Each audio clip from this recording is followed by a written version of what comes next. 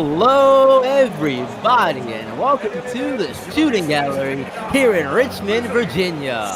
I'm B-Ron. Alongside me is my broadcast partner, Maestro, the most interesting man in Sim World Prep. How you doing, man? It's good to have you here with me alongside for this one between Sim World Europe and Beasts of the East. Well, I feel quite awesome here being at the gallery with the most handsome man in SimWorld, who's Mr. B-Ron, himself as it were. And I will say this, I thank you very much for picking me up this afternoon because Khloe Kardashian apparently was too busy to give me a ride all the way to the gym. So this is a very lovely place as it were. It sure is. Very lovely place indeed, and we're going to start off with some basketball action here on SimWorld TV. We have a doubleheader tonight.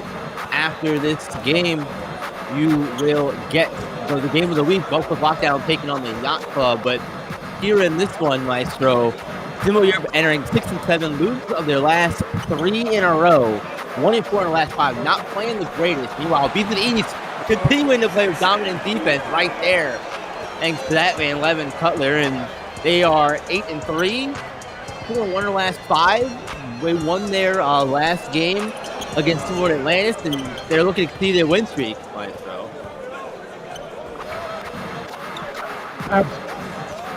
Absolutely, because we take a look at what the international team has been doing because people have been talking about them for a good reason. Like we had an idea of what they were gonna be, then they seem to sort of spell out. But as you saw, as we were talking about in the very feeds earlier in SimWorld Hoops, is some people feel like SimWorld Europe isn't ready, and other people are like, oh yes, they are.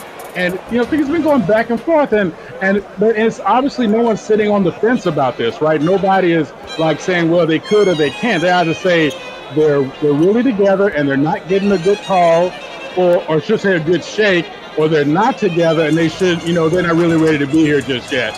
And we're going to see how it's going to play out, of course, right? Everybody's going to say that, but. Right. Up against a team tonight like Beasts of the East who plays straight up hardcore defense, they're going to get tested tonight. So whether they're ready or not, they're going to have to do something because there's no in-between game when you play against a team like Beasts of the East.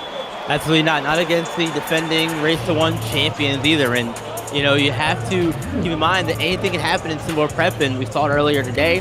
The OGs, one of the top teams in the league, did take a loss to an international team, to Sim World Asia Pacific, and I mean, it's gonna happen. It's gonna happen, unfortunately. Yeah. It's part of the thing. But I will say a lot of the talk around that, the whole international teams not being ready yet. I wrote the article, and I still stand by it. That one game today, even this game, if Sim World does win this game, for me, isn't change my opinion on the whole thing. I need to see consistency in that regard. I haven't seen it yet. Right. And you know what? I'll tell you something, baby Ron. Straight up to the money. That's kind of the point, right? Yeah. You right. We talk about what we see, and I realized I was a little too close on the microphone there because I was enjoying. I'm enjoying this caviar and crackers that we got at the table that you had brought over. Thank you for that, brother. Yeah, of course. But the idea is we write and we talk about what we see, and we talk about it in patterns, and we talk about it in cycles, and listen, no matter how you take it, we can make numbers mean anything they want, right? We can talk about, oh, they're strong on the inside, they're strong on the outside because of this, or they're weak on the inside, or they're weak on the outside because of that, and as you pointed out, as we had a conversation about something about 2 games ago when we called our overtime series, 2 things can be true at once. Yep, and we're going to come back and talk about more of that when we get back from a break, everybody.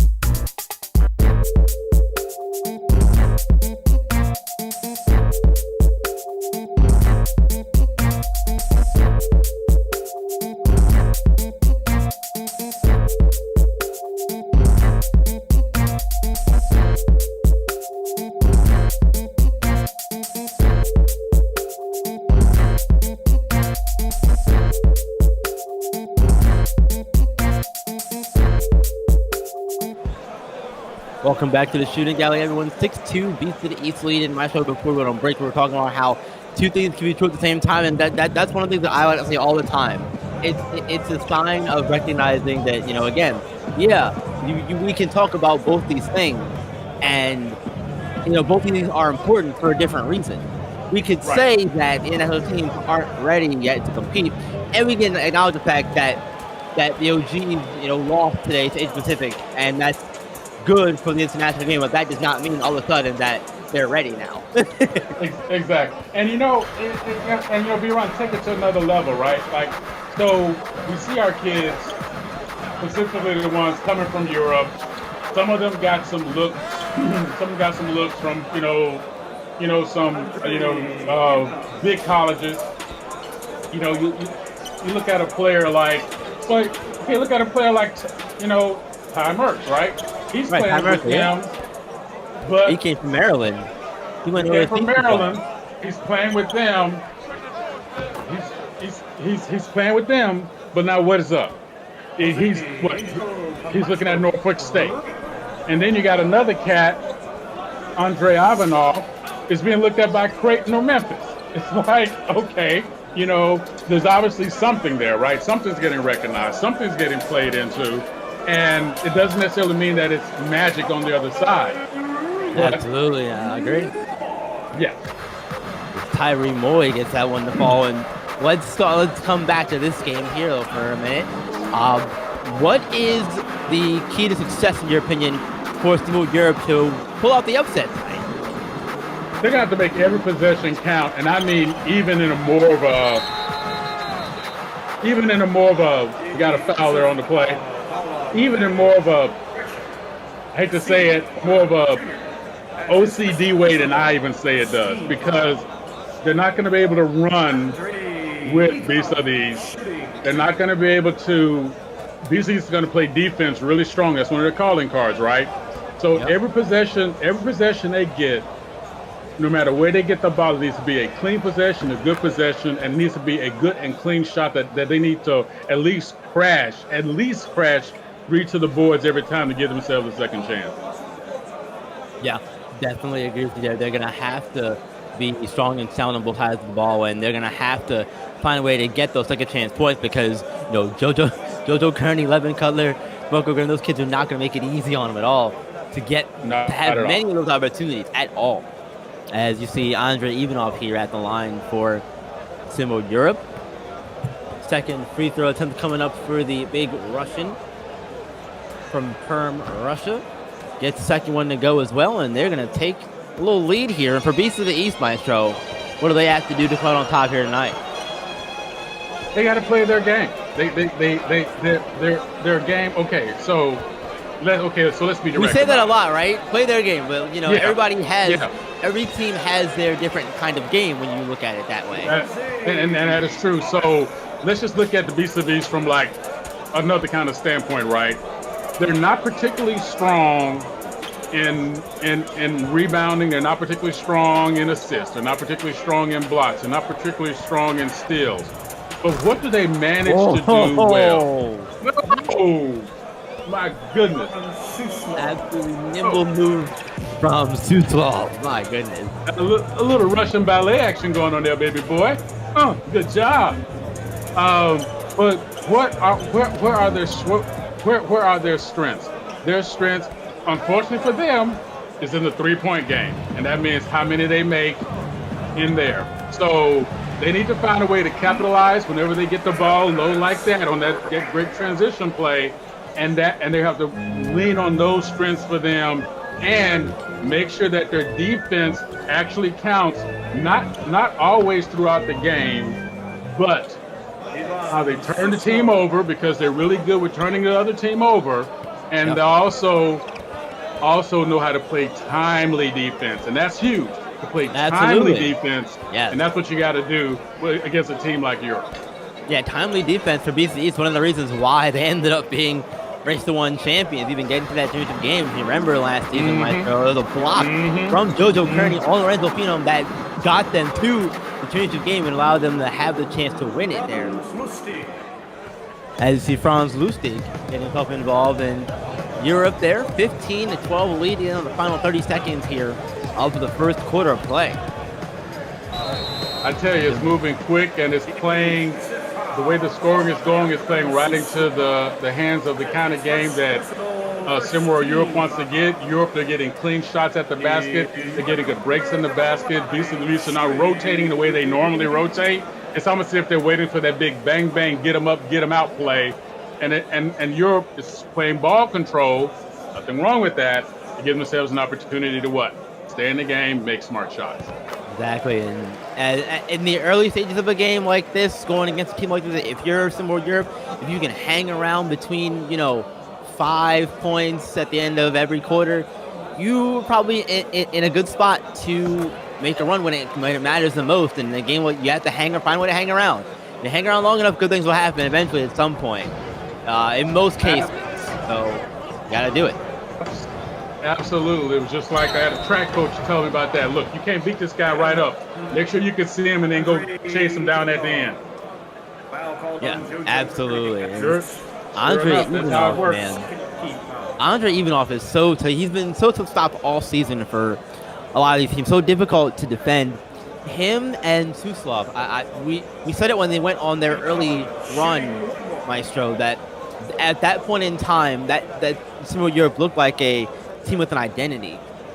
And during this losing streak, it feels like either A, they've gotten away from it, or B, the teams that they've played have found a game plan to work around that identity that Europe has, and use it to their advantage. Right. And oh, by the way, sometimes that identity is also about understanding what your identity is and being willing to stay with it, even when you feel like you shouldn't. Yep. And at the end of the first quarter, it's 18-14. Simworld Europe lead. They are doing a good job of getting out in front of this thing. We'll see the continues in the second quarter. Coming back to the shooting gallery.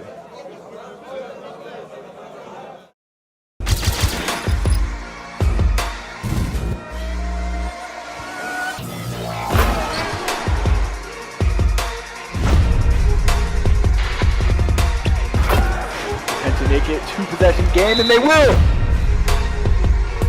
Definitely gonna have to look elsewhere. Oh!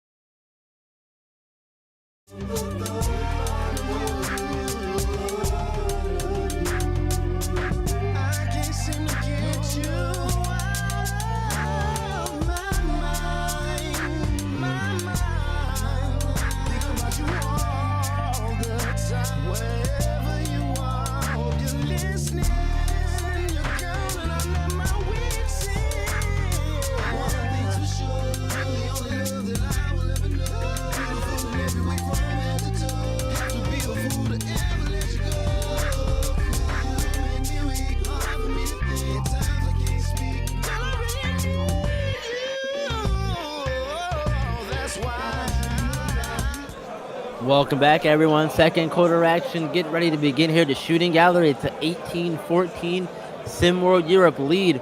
And Andre Ivanov in that first quarter, Maestro, doing some damage out there. 9 points for the big fella. And I think that I said it again a while ago when Simworld Europe was on that little run they had to begin the season that, that was the big difference in this team was their ability to execute on the pick and roll really well and have Suslov and Ivanov play as well as they are right now. Ivanov continuing to do that, play well here to the start of the game. Absolutely. And also it shows you he knows when he has to step in. That's a great move right there. Same thing again. Same thing right there. A great move by him. Listen, he's already over halfway to his season average. And what is he doing though? He's taking what's given him.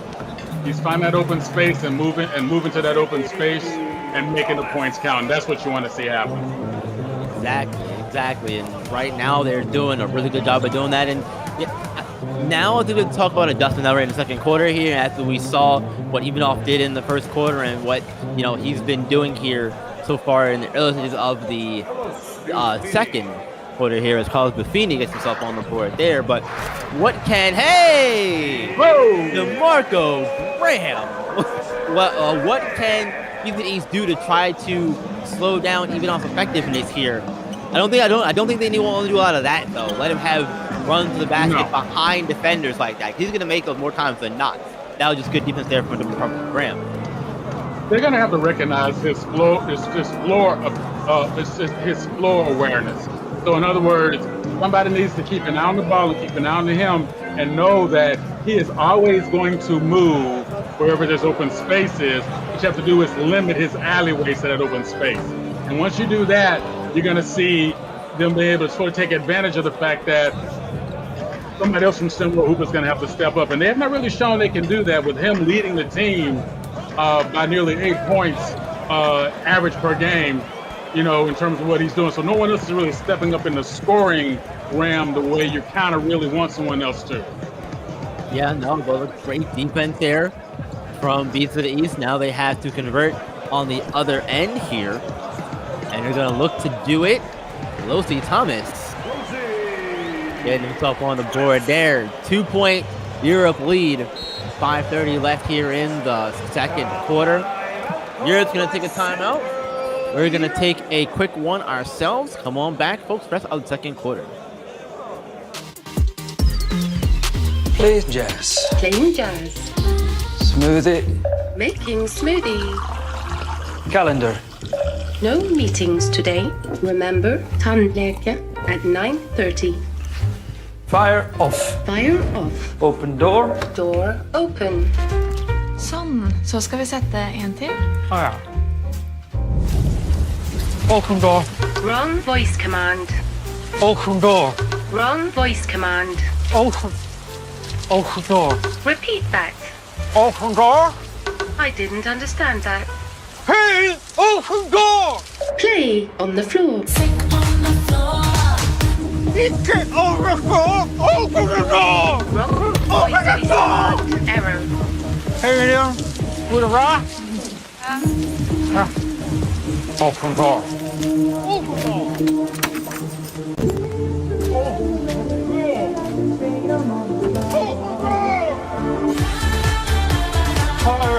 Higher volume. Higher.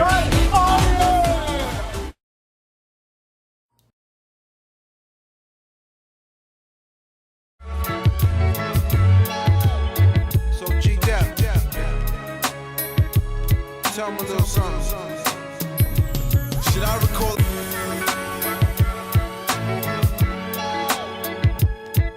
Yeah. Y'all know how I go down, right?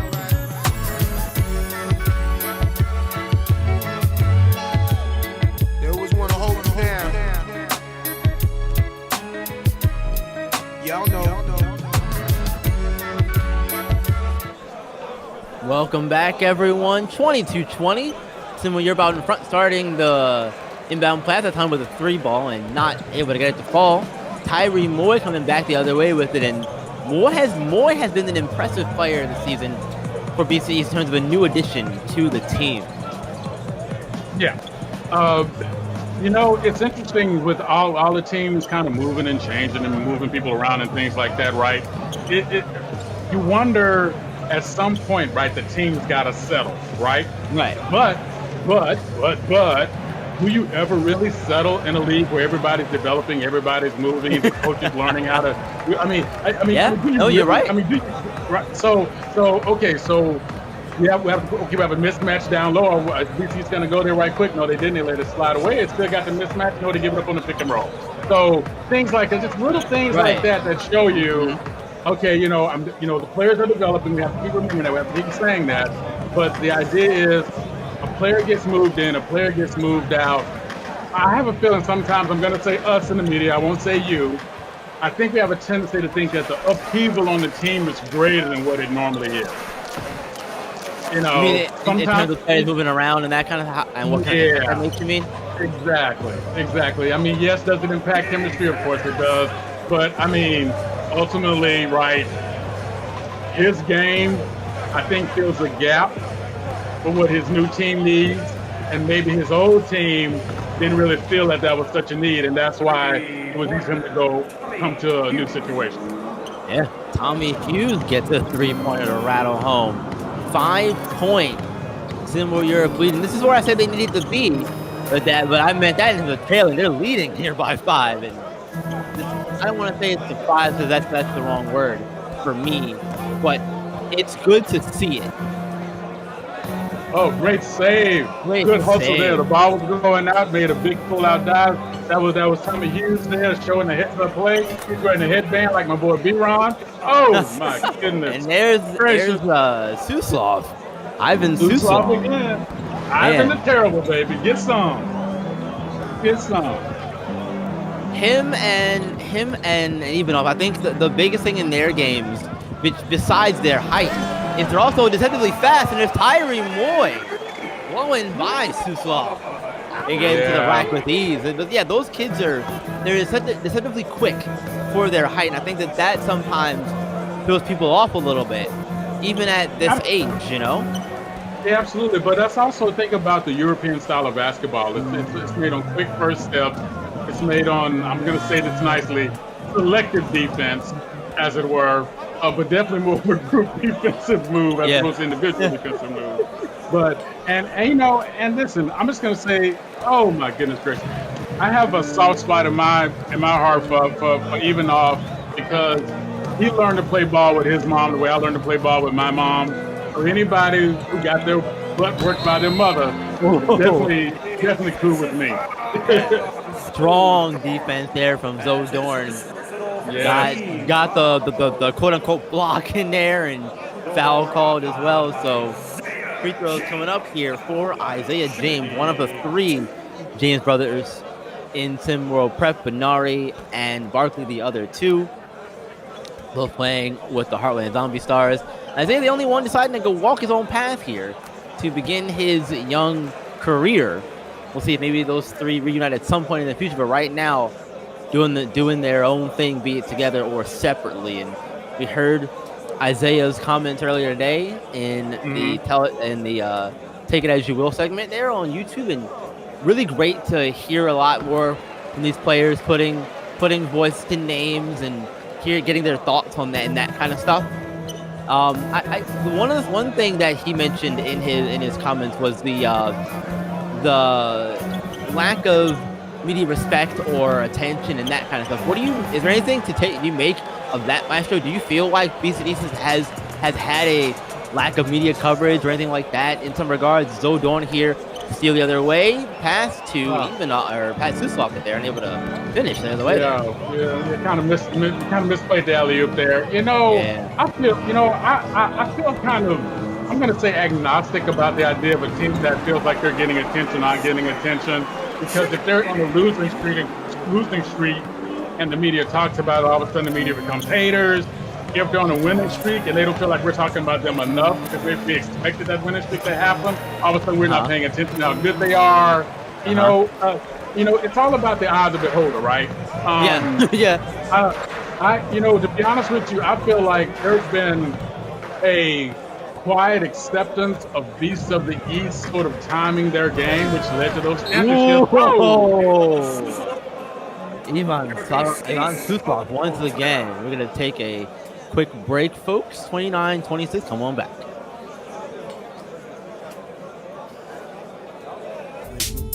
This is the remix. Riding sideways, candy dripping wet, remixed it. Now we in our private jet with the candy wet, and we gon' sit it sideways. Third coast, baby, we was born to parlay. Riding sideways, candy dripping wet, remixed it. Now we in our private jet with the candy wet, and we gon' sit it sideways. Third coast, baby, we was born to parlay. Born to parlay, now you know with G's. It's the hustler Sam Payne. In the Mac KB. Catch us all across the seas up on jet skis. It's for hit entertainment, it's off the heat. Not up on Twinkies, but on Twinkie tools. In the 745 BMW. organizing tools.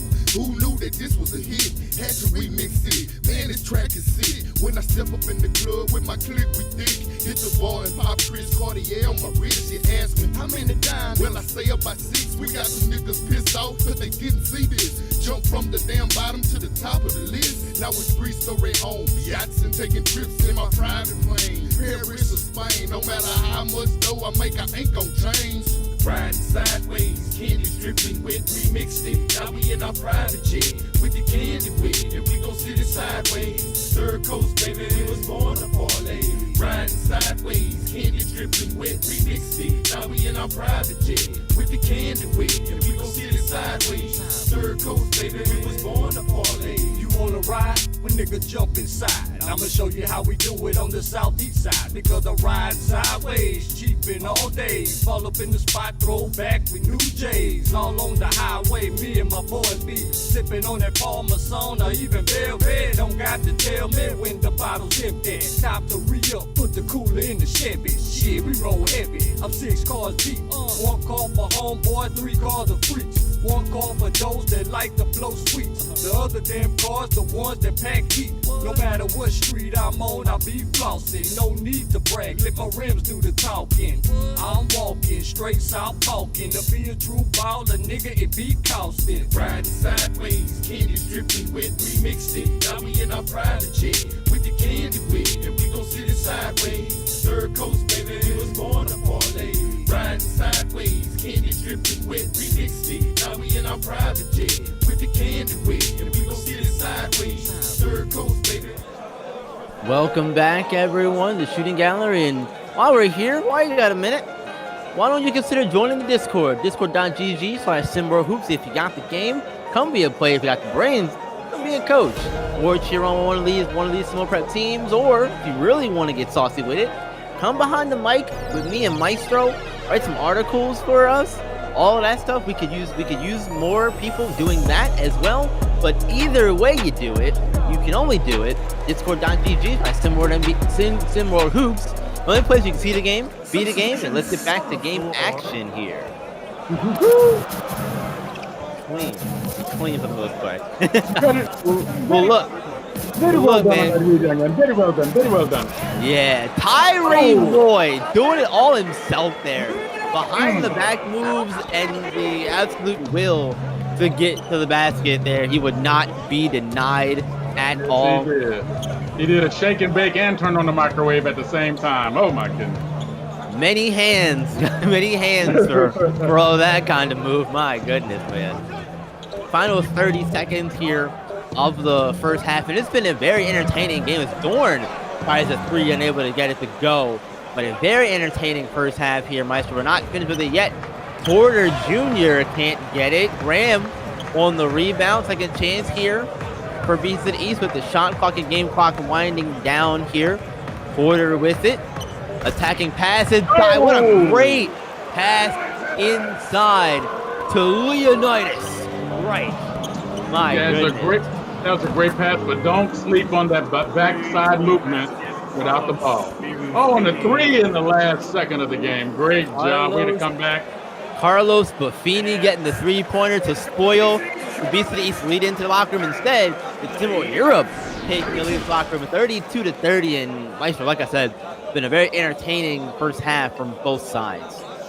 Yes, it has. You know, and for a game that I'm just going to say this, they're scoring less than a point of possession, which normally would kind of be a warning sign. It doesn't feel like that's a specific game. It's in waves, offense, defense on both sides. Good choices being made. Very few mistakes, B-Ron. And that's what we want to see. Both teams are moving up and down the floor. Both teams are moving to open space. If the game stays like this, it's going to be interesting, man. What you want to say? Pull up those 5s again, you and me, overtime. How you feel about it, baby? Man, look, I feel like at this point, who knows, right? We definitely could have one of those plays on our hands and we get some extra basketball. I feel like, if the game keeps going like this, we very well could. We'll see what happens. Second half action coming up. Don't go anywhere, folks.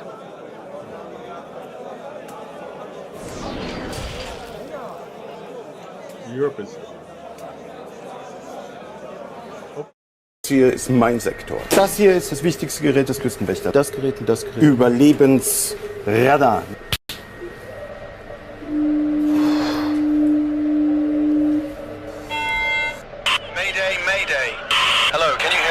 Can you hear us? Can you... Over. We are sinking. We are sinking. Hello? This is the German Coast Guard. We are sinking. We're sinking. What are you thinking about?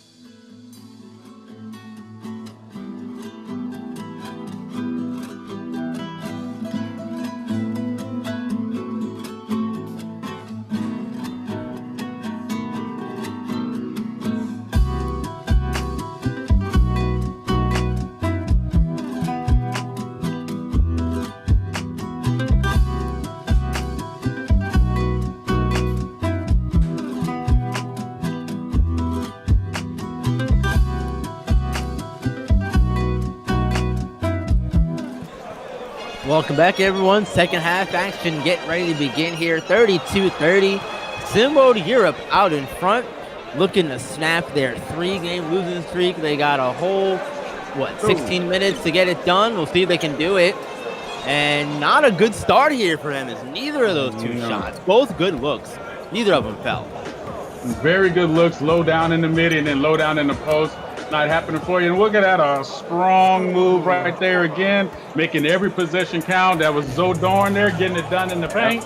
That's what you want to get. You want to get a good quick 2 off of making the other team miss. And that's exactly what we talked about earlier. SimWorld Europe needs to make sure that they make every possession a quality possession.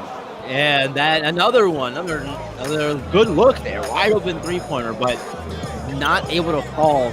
And Vincent East coming out struggling to begin the third quarter, 0 for 3 to begin the third quarter for them. As Andre Ivanov. My goodness. Ivanov. That's 13. That by my count, 13 points already. But that's all right. with authority over, I believe those 11 Cutler he threw that down over too. Even more impressive. And it was JoJo Kearney. He dunked that over him, rather. But speaking of Cutler, though, he and Kearney both really haven't had the greatest of games. And I think a lot of that had to do with the height inside, even off Suslov. And there is Kearney right there. He's on going. Yeah, you wonder, right? Like, is it just an awkward matchup or is it an odd matchup? Oh my goodness! Interesting how you did. What a catch! The catch. Man, that was so impressive. That was right out. You got it, baby. You got it. That was an extremely acrobatic finish. Look, we were supposed to be talking over each other to get our points across on that one. My goodness. That move reminded me of something King Arthur Lattimore would do all the time. You think there would be a bad pass, and he'd manage, while in the air, make sure that he reached for it, got it going. Great steal there by Ivanov. And it was those great hands, and he would just reach up, get it, and put it in. That's exactly what Ivanov did right there, showing off his skill set. Oh, and somebody denied him. Yeah. JoJo Kearney with the block there, keeping possession though with Symbol Europe. A great block from JoJo Kearney, huge block, and they're gonna need more of that from him on defense here in the second half. Here, it's off the inbound, a easy looking play, just like you draw it up. To Ty America, team captain. Absolutely. Europe is playing smart right now. They're playing smart. They're doing what they need to do. And oh, by the way, whose game does it benefit if we put 9 inches of mud on the floor? Europe, because they get a chance to slow down the transition ball of Beast of the East. Yep, they're looking really good here tonight, and we're looking to seeing how they continue to play that way. And let's talk adjustments here in the second half, Maestro. For Europe, I know we know they had to leave right now, but that doesn't mean you can't change some things. What do you think, if anything, as Ty America knocks another 3 down?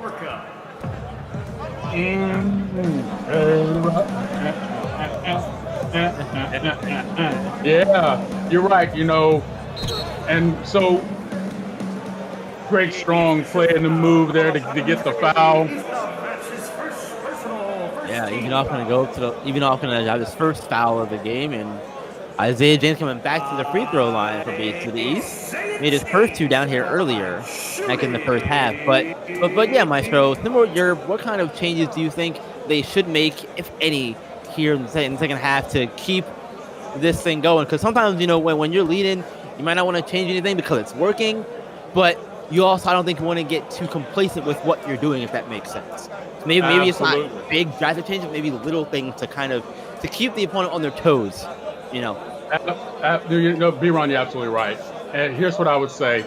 What's in your favor when you're in the lead? The clock. So if you're taking good shots and making good possessions and getting good shots, what you want to do is stretch out that shot clock just a couple of seconds more every possession, and make sure you keep getting a good shot, but using up more time and also clogging up the middle lane of the on the defensive side to make it more difficult for Beasts of the East to bring the ball up the floor. Exactly. There's Dodorn catching the pass on the inside. Can't get the shot, though. Suslov tried to get a rebound, but in a full position there. Great box out, though. But for Beast of the East, Maestro, they're struggling a little bit here to begin the third quarter as we get down to the halfway point here of the quarter. What do they have to do to start getting their way back into this one? What kind of changes what kind of changes should they make? And there's a good start there. Looking to pass lane on defense. And there's a foul. Definitely a foul. Definitely a foul on Ivan. But yeah. But do not discount the impact of a block like that would have even after a foul. Now, for most teams, it might slow them down from coming in the paint. These are these. We know better than that. They're not going to slow down.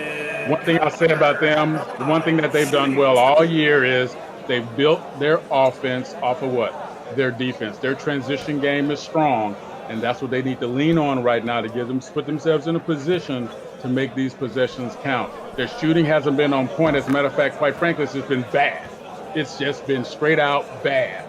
And how do you do that? Get closer to the rim, give yourselves better look, and don't discount the fact that Isaiah James has done the one thing that nobody else seems to want to do. When the team gets in trouble, what does he do? He takes the ball down low, gets himself some contact, gets some energy going, and hopefully his teammates will start to feed off of that. Yeah, and we saw it there. Levin Cutler got himself to the free throw line and made both of his free throws. So you're going to need to do a lot more of that. But look who it is. Ivan Suslov. Ivan Suslov once again. Those, again, I said it in the first half, and I'll say it again. Those kids are so quick. I feel like at some point you might have to sag off a little bit and let them try to make their way down to the post. But because you're taking a step back, you're able to cut it off. If that makes sense. 100% it does. Or if you don't think you can do that because you're giving them too much momentum, what do? You make sure that they can't get full stride on with their run, be in their way, be an impediment, be a monkey in the wrench. Do what you got to do to make sure that their life is miserable as they're trying to get their run on. Yeah, turning up the defensive pressure is also something to consider as well. And look at the backdoor movement cut here from Isaiah James. Isaiah James, again, moving great without the ball. That's where that's where the action happens, family. If you can move without the ball while everybody else looking the other way and you catch that, you can do damage on the other side. And there's Ivan Suslov once again, continuing to go to work here on these Beasts of the East bigs. I don't think we've seen these bigs really be challenged like they are tonight. A floater alert. Losi Thomas has that game. He can go to the left. He can go to the right. To quote our man, the great inevitable Mike Tyson, he's amphibious. He can go to the left or the right. And if you know, you know. If you know, you know. Amphibious. That's crazy. So, and it's just, at some point, there's going to have to be very, very quick help side with that.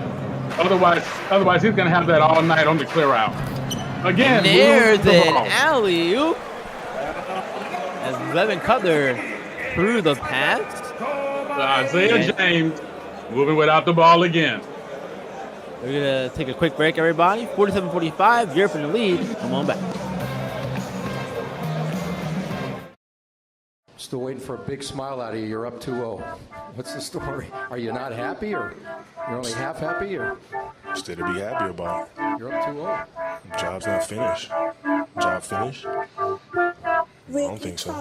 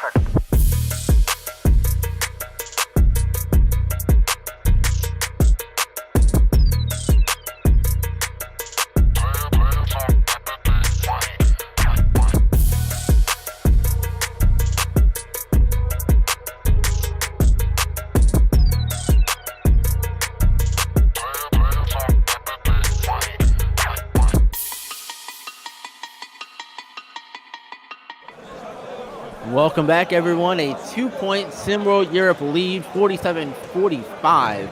And it's been a game of the bigs for SimWorld Europe. It's been their key to success through this one so far. Both Andrei Ivanov and Ivan Suslov play extremely well. Though they just 15 points, 12 points effectively. They're also getting done on the glass and rebounding, being active in that way too. And that's a big part of this game and their success in this one.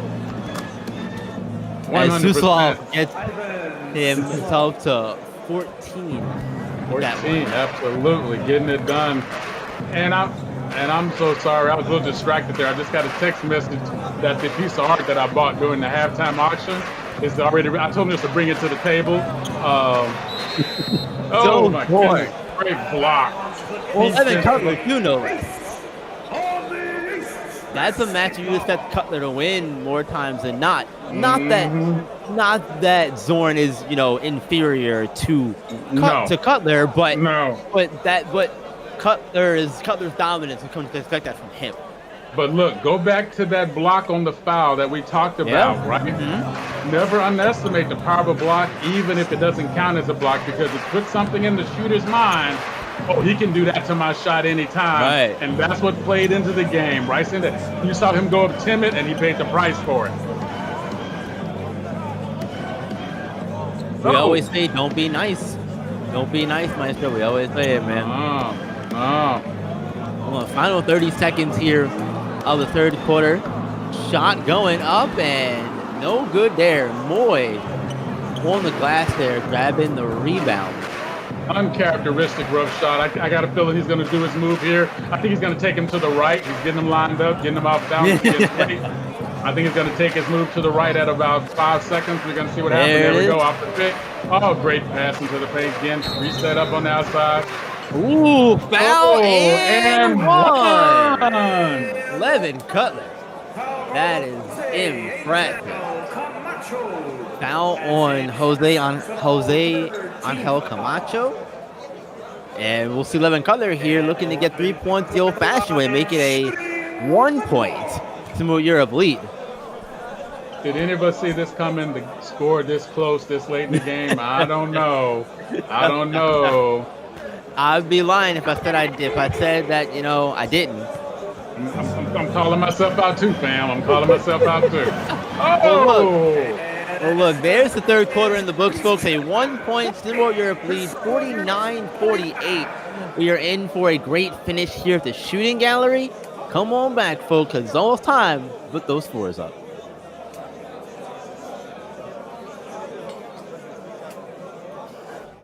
Car's all yours. Thanks. Cars.com's expert reviews made it easy, but... Shouldn't there be more back and forth? You missed the drama, right? Yeah. Maybe this will do the trick. It's a puppy. Not a puppy, a wolf. What now? He's a wolf, and that is its incredibly protective mother. Put the wolf down. You guys good? Yeah, we're good. Yep. Okay.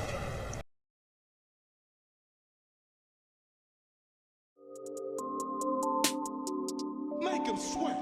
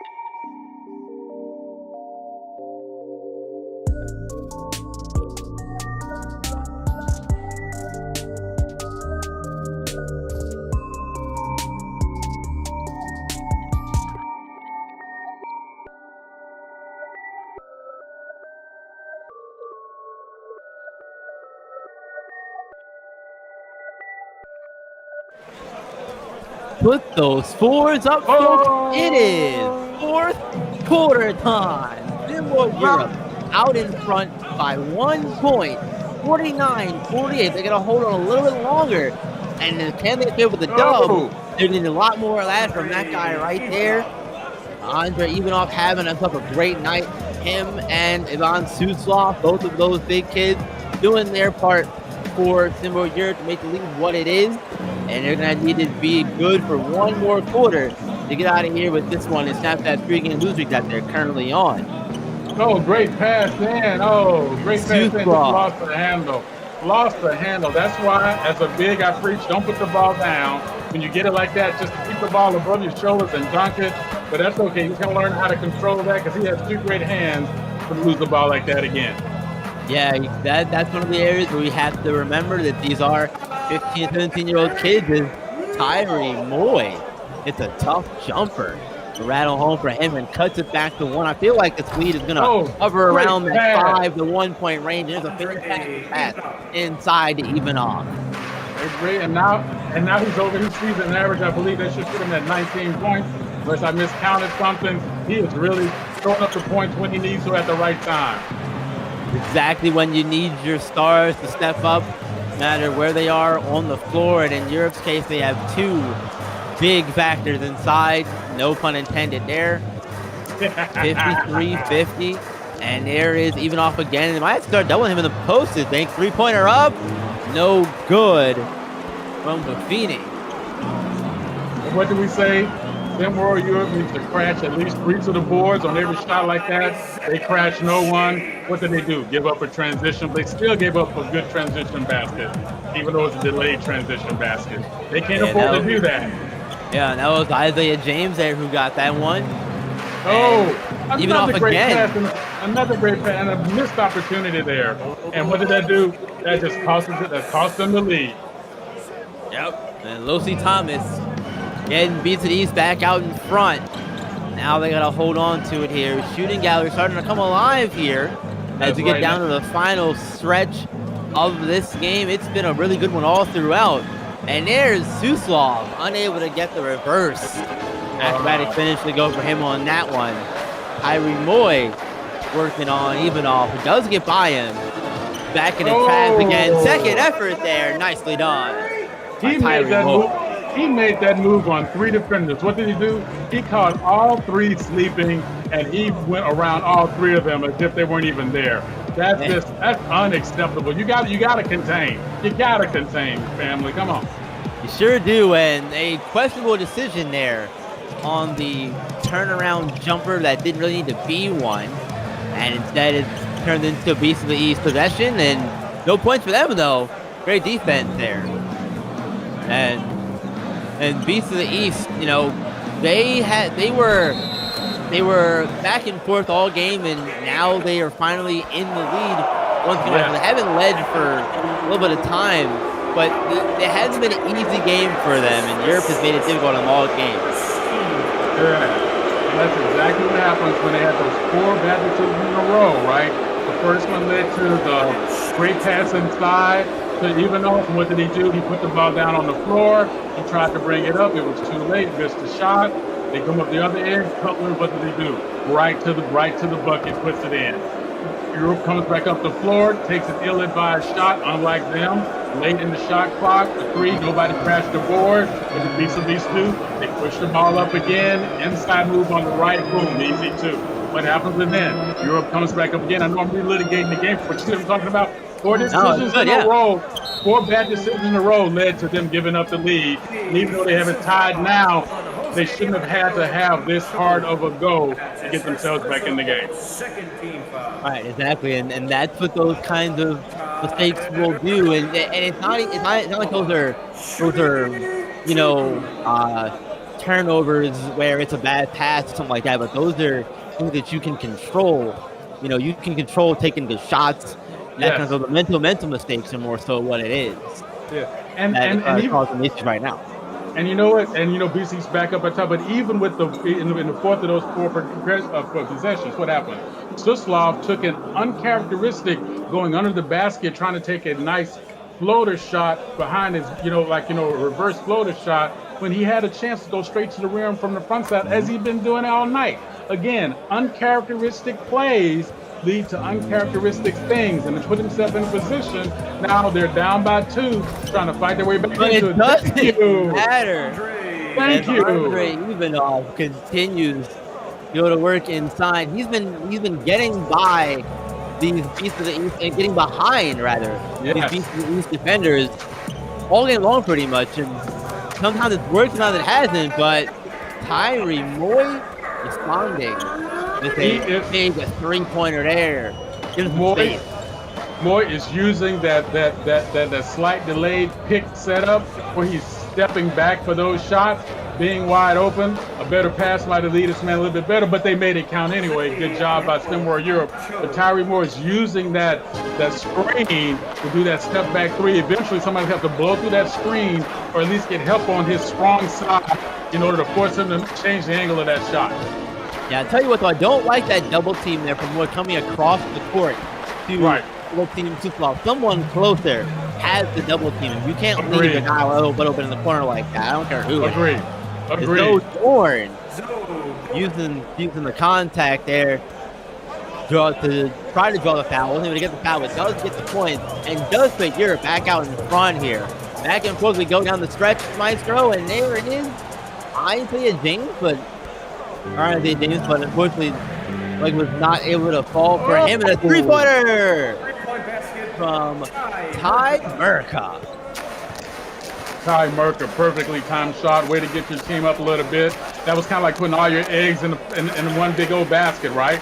But he made it work for it. And oh, by the way, look at what's happening. We're starting to see these press a little bit, and that's unlike them. Their game that's a weak trap. And what did he do? Blow by. There you go. Oh, great opportunity given up right there. But as BC took some time off the clock. And but on a characteristic of Beasts of the East to play soft defense when they know they have to come back up. Yeah, you gotta find a way to from Cincinnati, and there is Levin Cutler was strong on the inside. Great finish there from Cutler. 2 minutes left, Maestro. 2-point game. Europe here out in front, but for how much longer? We got 1 minute and 55 to go in this one, and man, we are looking like we could be seeing extra basketball here. Free basketball. We'll see. Here's Zoe Dorn attacking through the contact. Good. He loves contact, and I love that he loves contact. That is my kind of player. You know me. If I could take a charge, even on the offensive possession, I'm gonna get hit. And he seems to want to. He lives for that contact, and he's making it count right now. Yeah, he sure is. And there is, man, these bigs are working here on the inside. Their efforts. Levin Cutler there on the glass gets the rebound and puts it back up. Strong like you're supposed to. Lead is still back here at 2. Merca, 3, good. Ty Merca, a huge 3-pointer there that gives Europe space. I think that was a deep 2, Big Boss. Yeah, I think that was a deep 2 there. I think his toe might have been on the line. Something like that. I tell you something. One thing I like about Merca, he might be outsized a lot of times. I like the fact that he's willing to go into the paint and going to get ugly. You can put a big on him. He kind of reminds me of a guy like Jason Kidd.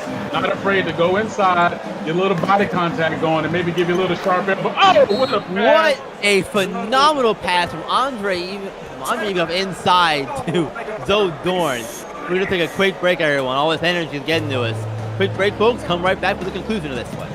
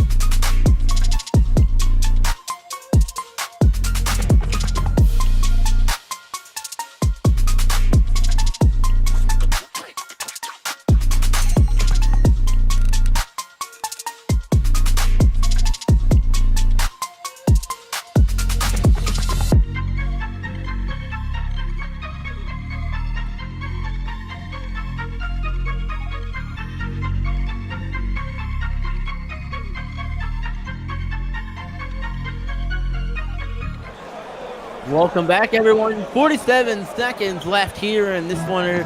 Thrilling conclusion here. Beast of the East looking to get out of here with the win, but Sim World Europe not making it easy on them. And there's a foul there, and Jojo Kearney picked up his third of the game here. Getting down the stretch, and Maestro, the biggest difference for me in this one, in this final few minutes, has been the ball movement of Sim World Europe. Their ability to make passes like that and break traps like that. Don't need those kind of mistakes right now, but you take advantage of it. Europe took advantage of it, and we're going to take advantage of this break here to remind you that after this game, we got another one here for you. Gulf Coast Lockdown and the Yacht Club, our SimWorld TV game of the week here.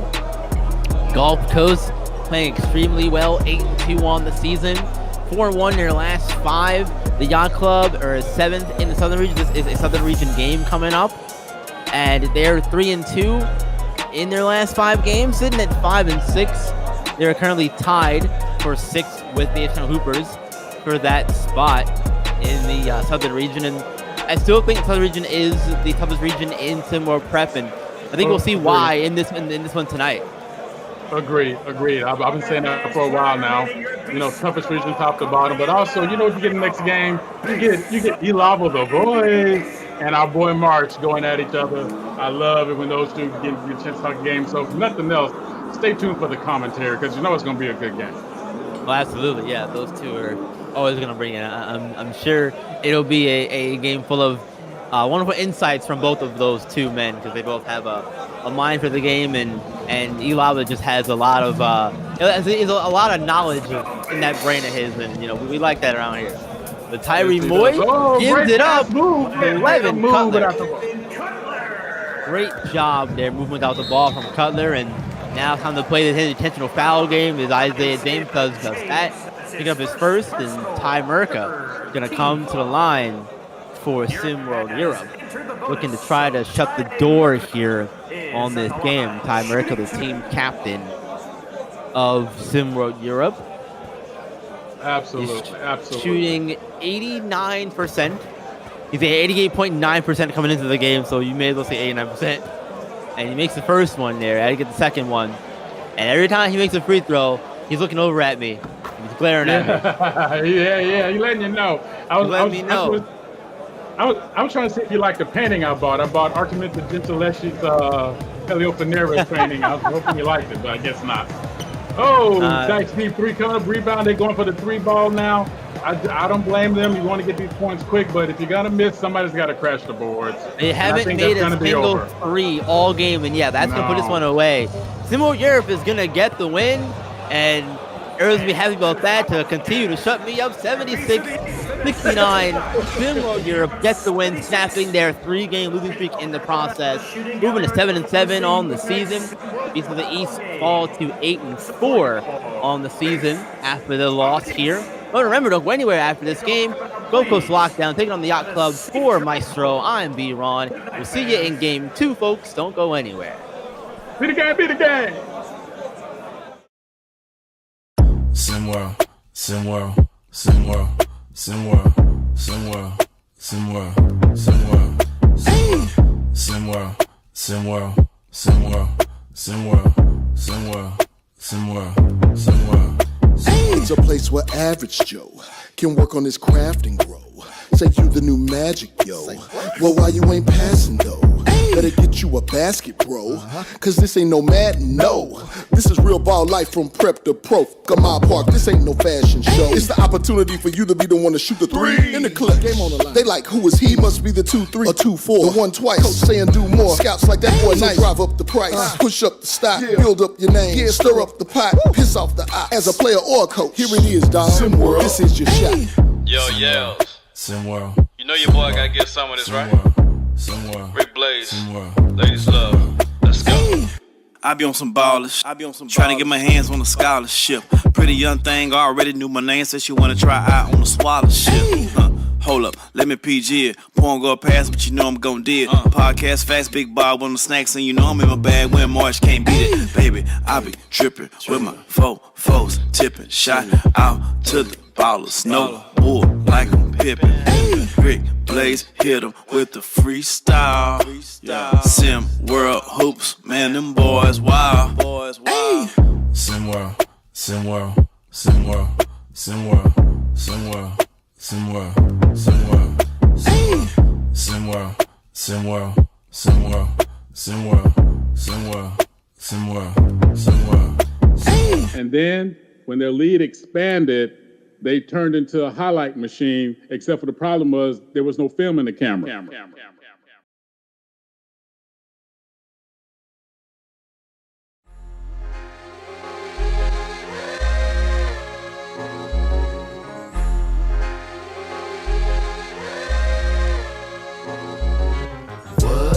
The whole squad on the mission, you got to listen. We pole politicking, it's so dope when it kick in. That you can get in where you fit in. We straight pole politicking. The whole squad on the mission, you got to listen. You know what this is when we pole politicking. My money long like division, I proposition to put a fist in. We straight pole politicking. Hey yo, I rise like the sun in the east, running the streets. Same people that was coming in peace, some in the beast on the microphone. It's never a long and hard task. For God, I'm gonna smash they blog and podcast. Introduction to journalism 101 with Pharaoh Pope politicking about where I'm from and what I do. What's up? It gotta be good. Interviewing everybody, you know they probably could take all the blood, sweat, and tears working all them years. Putting in 10,000 hours, it empowers careers. From the Baby and Megan Thee Stallion to Yo Gotti, high as a kite, jet life currency in the party with MC Light. Jay Prince said I rap a lot. Super Saiyan Black Kakarot with a Macintosh laptop in my Apple Watch, smoking Fraggle Rocks. 4 eyes, got more lines and hooks than a tackle box. What? The whole squad on the mission, you got to listen. We pole politicking, it's so dope when it kick in. That you can get in where you fit in. We straight pole politicking. The whole squad on the mission, you got to listen. You know what this is when we pole politicking. My money long like division, I proposition to put a fist in. We straight pole politicking.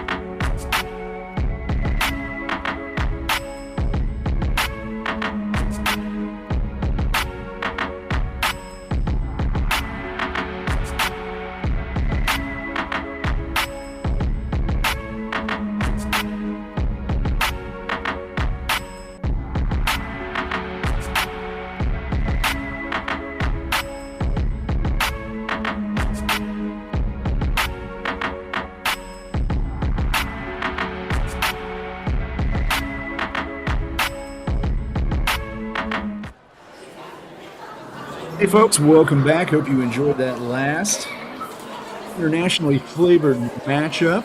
We're going to take a quick break here, and then we're going to come back. Gulf Coast taking on the Yacht Club in Game 2 on SimWorld TV.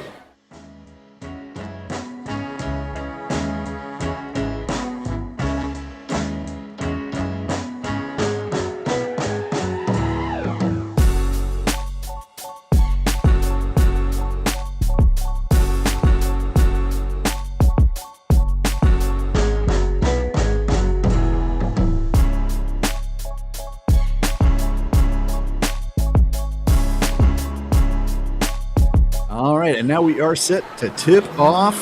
Yacht Club at home, and they control the tip. You just heard B-Ron and the Maestro calling that last game, and now you've got E-Lava and Marsh here on this one. Tamir Johnson gets the first shot up, but can't connect. Rebound to Gulf Coast. I always like to ask my broadcast partner, who do you like to start these games, Marsh? So I'll ask you. You got a favorite going into tonight's battle? Well, I've been a big fan of everything the Gulf Coast Lockdown has been doing this season. I don't see any real reason to walk away from that. Kai Killens has been phenomenal, so we'll go with needing a big road win, although Yacht Club has been looking good recently. 3-point on the way, and that is up, and that is good. The Yacht Club wearing white jerseys with blue shorts or leggings. Some athletes on the squad have chosen to go that route. Then for Gulf Coast, it is their white on white with gold uniforms. A little still can't get off there. Equipment manager mix-up, only brought the whites Gulf Coast did, so we're stuck with a difficult one to watch if you don't quite know who you're looking at. I'll just concentrate on the blue shorts. That'll give it away. And also, the team that is bombing from outside right now, Yacht Club has splashed 2 threes. Kick this off here, and they lead 6-0. Yacht Club just 5-6 on the season. Gulf Coast 8-2, and they are on top of the Southern region right now. Cutbirth again cuts inside, but has his shot swatted away. Wow. Great start from the Miami squad. He's going to have to be a big second option for this group next to Kai Killens, although they'll definitely need him to get rolling if they've got a shot to win this thing. Third three on the way. Oh, wouldn't go in that time.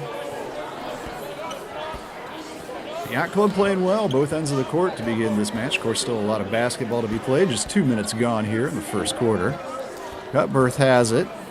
Closely defended, though. Can't get inside at all. Bigger defenders on him all the way. Tries to get another little mid-range jumper up, but it won't go down.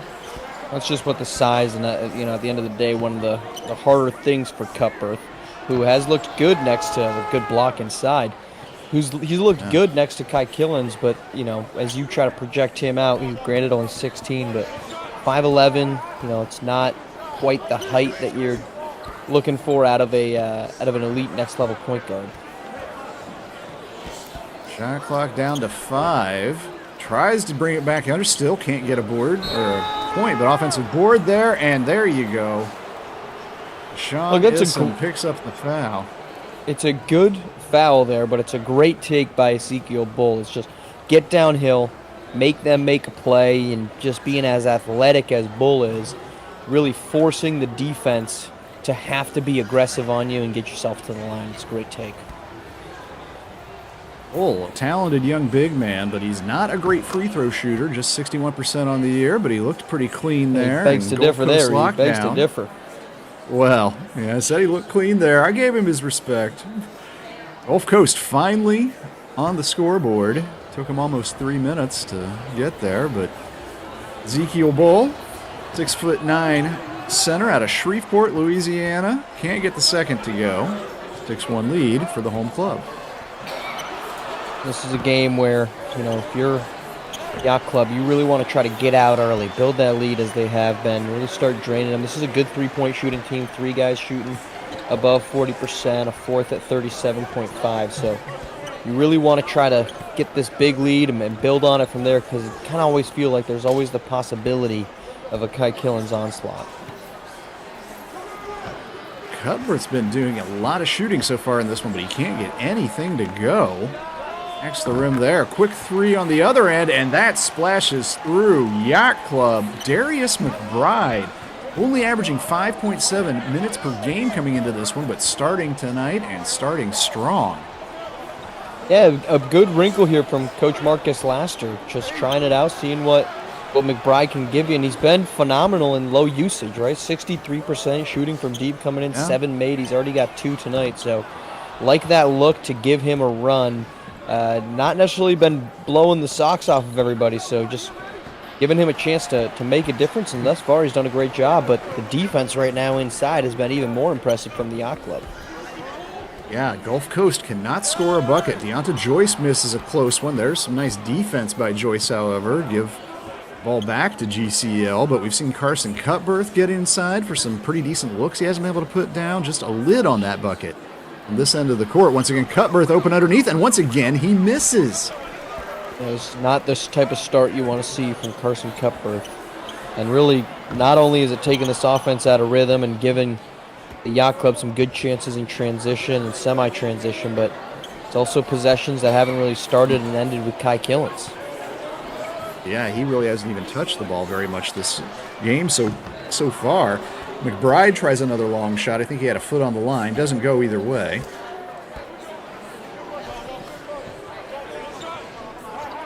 But yeah, this has been a disaster of a first quarter for Gulf Coast Lockdown so far. And can't get that shot to go either. I'll have to get our SimWorld statistician, SimWorld TV stats guys at work and see if any team has ever gone a full quarter. And look at that. Wow, you know it's your night when you get that shot to go down. But I don't know if a SimWorld prep team has ever failed to make a shot from the field in a quarter of basketball. It is a 12-point lead for the Yacht Club. And before we go into the break, folks, I'm going to let you know that no, that's never happened. So come back, 2:41 to go in the first quarter. We'll see if Gulf Coast can get a bucket before we move things on here in Miami.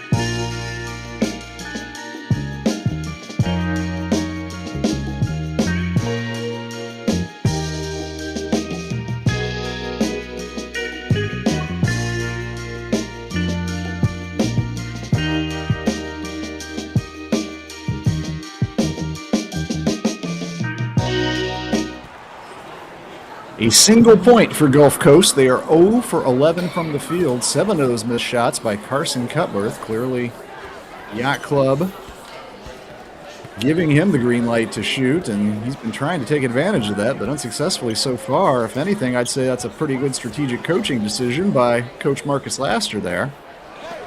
Yeah, I mean, Cutbirth is going to get turned aside there.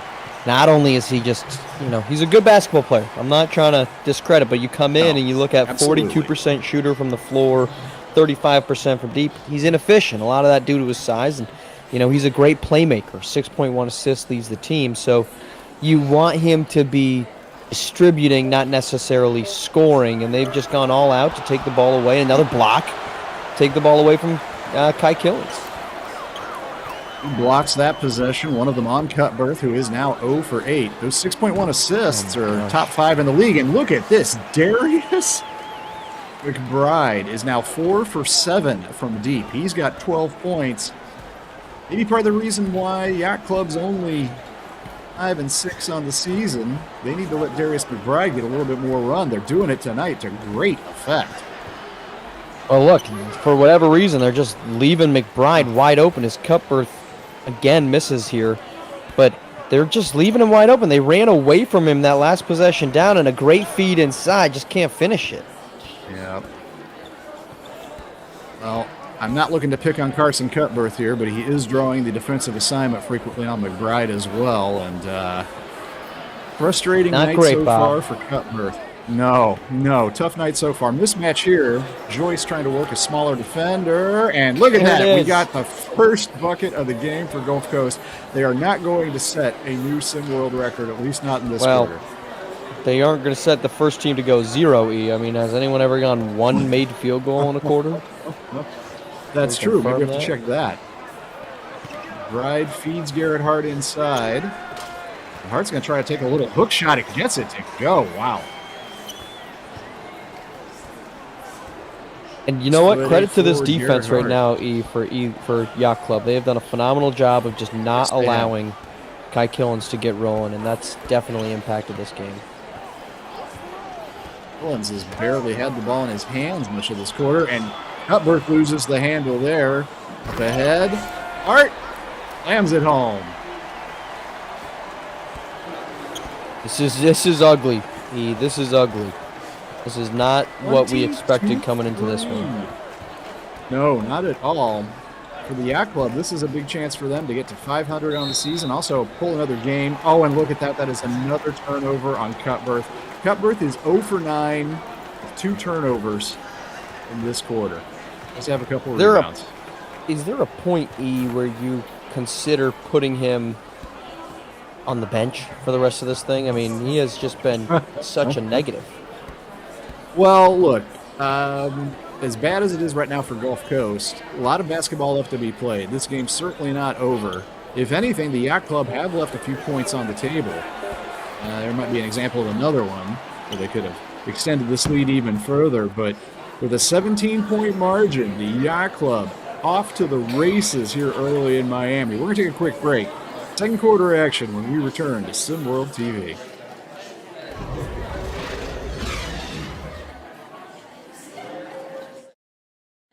I've invited Pedro over. Pedro, my man! We need to talk about something. Great. Let's talk. What's new, Pedro?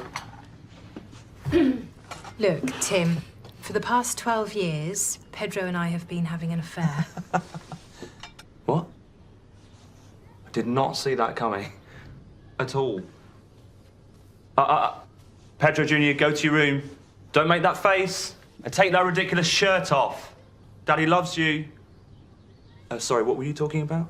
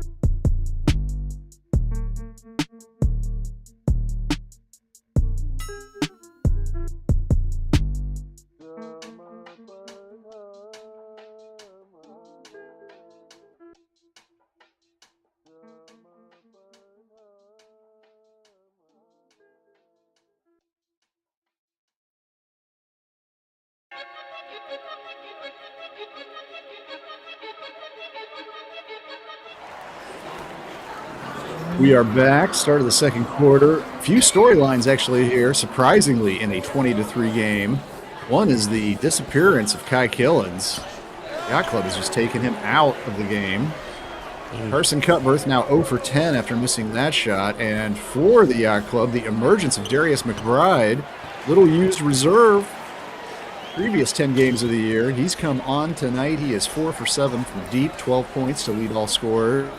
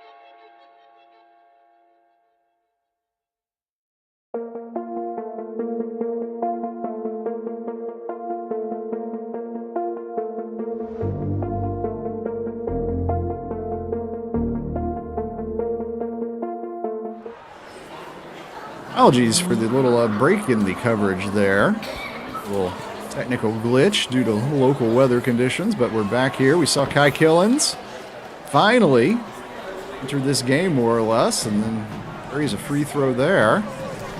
24-7. This counts as a little mini run for Gulf Coast, Marsh.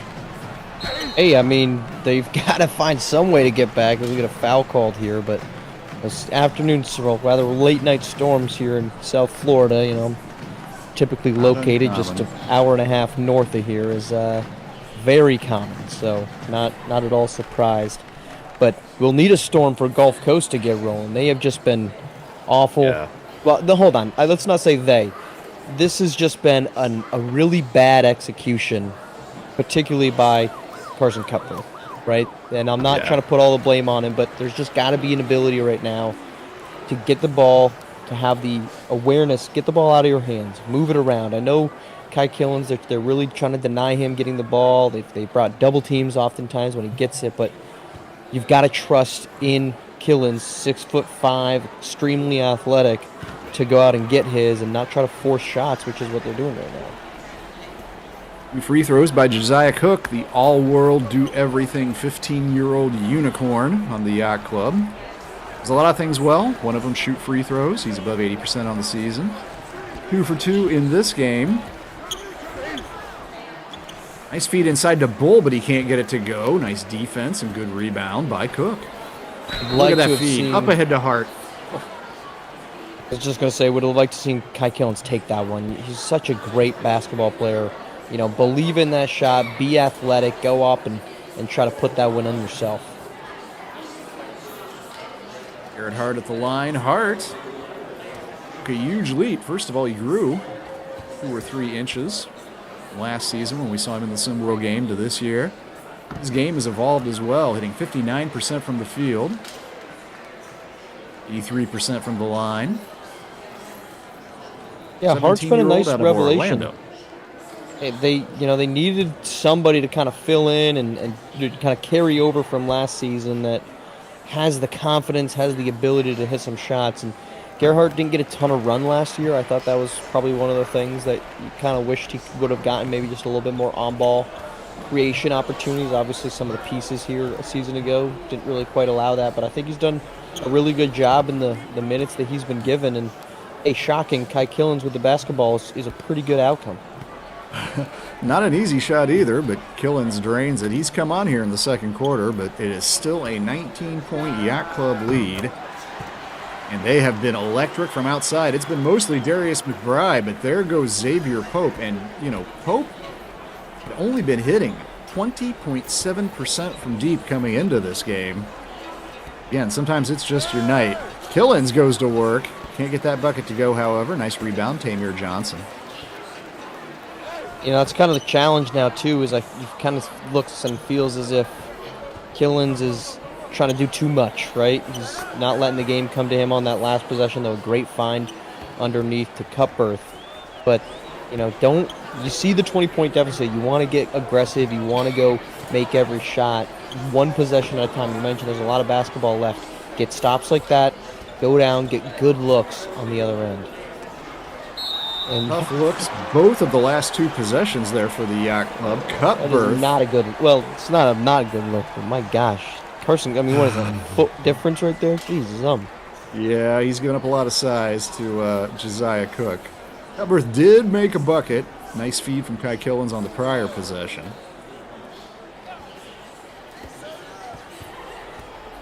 This Gulf Coast team shot 1 for 15 overall in that first quarter. Much of it coming from Carson Cutbirth with the ball now. He's got under 5 seconds to go to work here. He's got to do something. Long 3 from Killens, and that's way short. Yeah, it's putting your best player in a tough situation. He's a good 3-point shooter, 41% on somewhat low volume. Nice take inside by Hart. Hart surprises you with his ability, his leaping ability, his athleticism, a sneakily athletic, high IQ kind of person out there, and a blocking foul called on McBride, who really has been, I mean, as much as it's just been an off night for Carson Cutbirth, Darius McBride might be your number one story coming out of this game. He's been electric on offense, and he has been harassing Cutbirth on defense. Yeah, let's give some credit. I mean, sure, Carson Cutbirth has gone up. He's gotten his shots blocked. He hasn't looked incredible. But that's also due to the defense of McBride. He has really relished this opportunity to step into the starting lineup. He's burying threes. He's playing phenomenal defense. This is a phenomenal pickup for them on a group that really just got a lot deeper in the guard position by getting Latrell King and Chris Owens in there. But you have to like what he could bring as a potential difference maker for this team in large volume moving forward. He's got the ball in his hands right now, but he feeds Issam down low. He's going to try to go to work on Joyce. A nice, strong move from Issam to get the bucket there. That's a rugged defender, and Deonta Joyce he just scored over there too. Yeah, that's a tough take inside.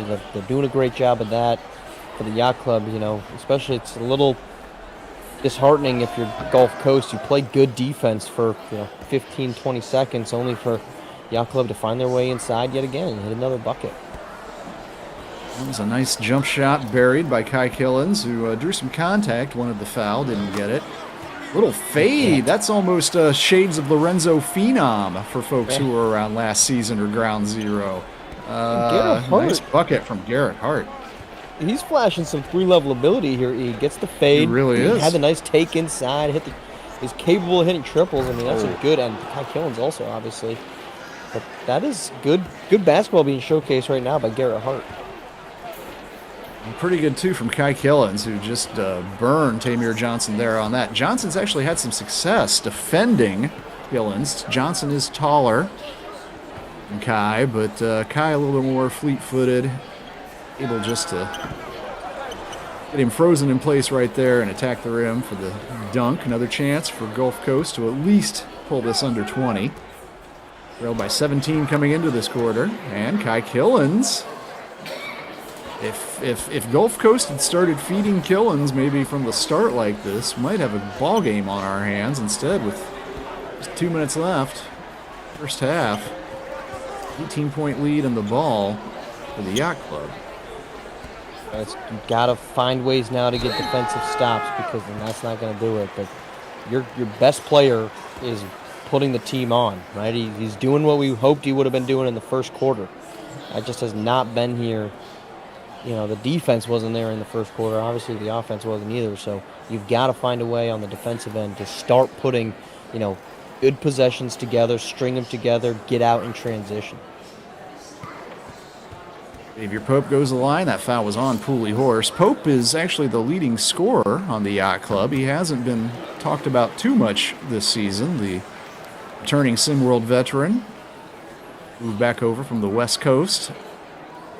He's from, actually, the Los Angeles native. Decided to come out to Miami, take his talents down here, and averaging 13.9 a game, but has only shot 41% from the field and under 21 from three, but having a nice night tonight. Hit a three-pointer earlier, and he restores the 20-point lead. Yeah, that was the surprise late off-season move, right? Everyone expected him back in the Bay Area. He was trying to find the home with Royce Anderson. They couldn't make it work for a number of reasons, and ends up coming down to the Yacht Club. That was a surprise, but he's looked well. He's played efficiently in terms of getting to the rack. He hasn't really been a great three-point shooter, but if he can get rolling and continue that aggressive downhill nature, I think there's still a lot of upside to be found for him. Well, Pope picked up the foul right there, and it sends Cyrus Jackson to the line. 6'6" guard out of San Antonio. Just 16 years old, considered more one for the future than anything on Gulf Coast. But that said, at least 12 minutes a game, really, Coach Nick Heesh, Gulf Coast, likes to go deep into his bench. Everybody playing double-digit minutes on this squad. It's one of the positive moves that I think he's made. He's relied on his big players. He's relied on Kai Killens. But, he's trying to see what he's got right now. Garrett Hart, good take to the rack, can't finish. But he's trying to see what options he has. And thus far, I think he's found a roster, tonight excluded, that makes sense, that really comes together and works well. Milo Legault, 16-year-old forward from Shreveport. He and Ezekiel Bull, both from Shreveport on this Gulf Coast team. Little run here for Gulf Coast. They're making every point tough, at least, down on this other end. Issam is going to go to the line, but 1:15 to go.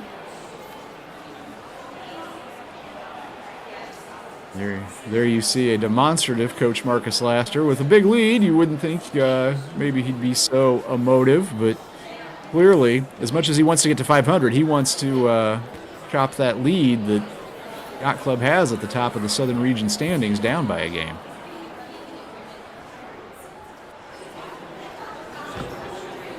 Still early, and here's the thing. We've got you take a look at standings, and you always try to figure out what it kind of means, where it's going to matter. But the race to one, allowing everybody in, I think that there's just so much more flexibility as Killens gets another tough bucket to go. So much more flexibility on what you can do. Hey, we don't got to win every game. Let's figure it out. And I think Queen City Kings is a great example of this. They didn't panic early on. They said, hey, we're going to lose some games because we're trying to figure out who we are, and now they're starting to string things together. Another nice bucket for Garrett Hart. I really like Hart's prospects at the SimWorld U level. I think he's just going to continue. Maybe he's not done physically growing, but I think his game is going to continue to grow and expand, and he's already doing enough here. Nice steal. Xavier Pope just stuck one of those long arms. A nice big frame Pope does. Good find. Nice outside. dish. Yeah. Oh. Yep. Killens had to come over and foul there. No choice about that. Just the first on Kai. That's going to send Trey Willis. Haven't called his name out tonight, but he is the second leading scorer on the Yacht Club. 10.2 per game. Shooting above 50% from the field. Shooting even better from deep, where he's almost at 53% on the air.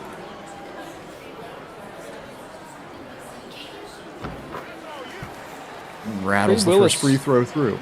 He kind of got buried last season, with Laster and Bianco, and didn't really have a chance to showcase all of his skill set. I think in low usage he shot well from deep, but it's early. But I think thus far he's done a really great job of kind of feeling more comfortable in the offense. Obviously getting a lot more minutes, a lot more consistent opportunity, and that's paying off for both him and the Yacht Club. Josiah Cook re-enters the game for the Yacht Club, provides a little bit of a defensive presence here for the final possession. Uli Horse has it, swings it back out to Killens. He gives it up, however. Game clock down to 5. Nice little move to get a corner three, but it won't go. Cook secures that rebound, and that will do it. It was a 17-point lead at the end of one quarter, has only grown by 3 as we go to the half. The home team, the Yacht Club, in total control of this one. Carson Cutbirth having a nightmare. Darius McBride having a coming-out party. Is there any way back for the division region leading Gulf Coast squad here in the second half, do you think, Marsh? There is, if Kai Killens is more involved, but it comes on the defensive end. Right now they've just done such an awful job. They let Darius McBride get rolling. He's a great shooter, but they let him get rolling because of just leaving him wide open. So they're going to have to find big plays on the defensive end if they're actually going to make a difference in this one.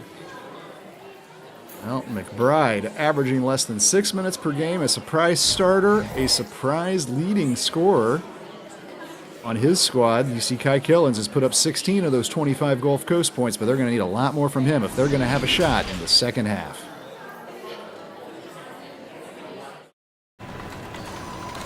فايز اعمل لك معايا سندوتش جبنه مش جاي. Just you know why. Why you and I.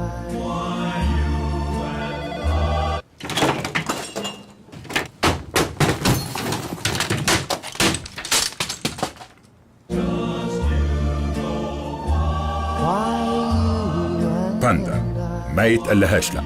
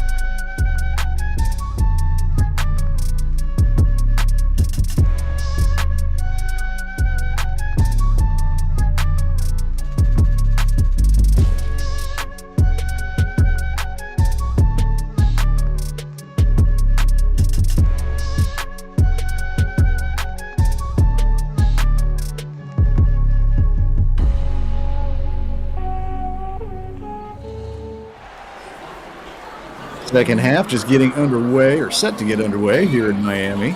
The Yacht Club with an imposing 20-point lead. Kai Killens came alive in that second quarter. 16 points, and he leads all scorers, but his team in a deep, deep hole right here. Carson Cuthbert back out there with him in the backcourt, and he has the ball right now. Swings it over to Kai. They've got to allow him to get rolling because this kid gosh darn it, E. He is so talented getting downhill. I mean, physically, he's not as tall as guys like D'Angelo Jordan that just can, just get over anybody with their height. But Kai Killens, 6'5" is listed height. He plays larger than that. He looks bigger than that. His physicality is just impeccably better as Carson Cuthbert has another bad player at the end. Another turnover on Cuthbert as Joyce quickly re-enters the game. Having a tough night tonight, Carson Cuthbert, one to forget. But you know what? We all have those, even at the highest levels sometimes. So, nice little drive inside. Look at that foul on Cuthbert. McBride getting a chance for a three-point play. Last possession wanted to call out, too. It was a pretty pass from the Yacht Club's leading assist man. And you know who that is. None other than 15-year-old, 6'11", Josiah Cook. He picked out McBride. An easy layup, pass possession, and a chance for an old-fashioned three-point play for Darius on this one. Darius McBride is getting rolling right now against Carson Cuthbert. I mean, he is doing it all. Coming out and attacking him a little bit here, too. Applying a little bit of three-quarter pressure. Easily broken. Killens steps back, and he now has 20. He is above his scoring average. He averages 18.3. He's beaten that, but his team trails by 21. McBride once again trying to go to work on Cuthbert. Can't get that one down. Look, are we surprised, D? Are we surprised? This is what Kai Killens can do. I mean, this is why if you look at, we're a third of the way into the season, you say, hey, who can win a championship? Who can win the race to one? What do you need? You need to get hot for 4 games in a row. That's what you need, and you need a star piece to go out and do it. Kai Killens can be that guy, and we're seeing that tonight. Well, we've seen Gulf Coast struggle overall. This is a good Gulf Coast team. Won 8 games coming into this one. Played some good defense there. Joyce is going to bring it up. Corner 3 on the way. Oh, I don't even know if that drew any iron. I don't think so. That's not the best Kai Killens look. No, not that time. But still having a great night. Leading scorer in this game. Yacht Club crowd giving him the air ball. 3 will not go down. A little bit of a dry spell here for Yacht Club. Some chance for Gulf Coast to chip away. A few more stops. More buckets. I mean, I think if you're Gulf Coast, Cochiche, oh boy, as there's another Carson Cuthbert shot blocked.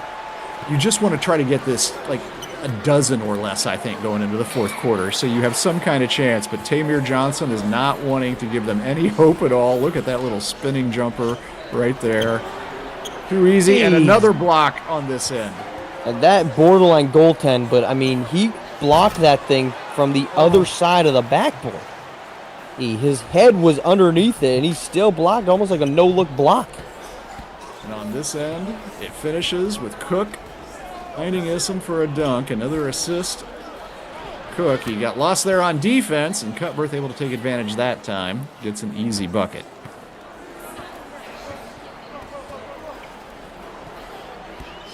Gulf Coast has not shied away from continuing to give Cuthbert chances. Meanwhile, Darius McBride clearly has the green light to attack him and just goes up over him right there. This is, look, as incredible as Kai Killens has been, Darius McBride has been more impressive based off what we would have expected coming in, as Kai can't get that to go. 5.7 minutes per game, and they have not only started him tonight, but they have given him the reins to take guys off the dribble, in the pick and roll. He's expanded usage that we've seen all season.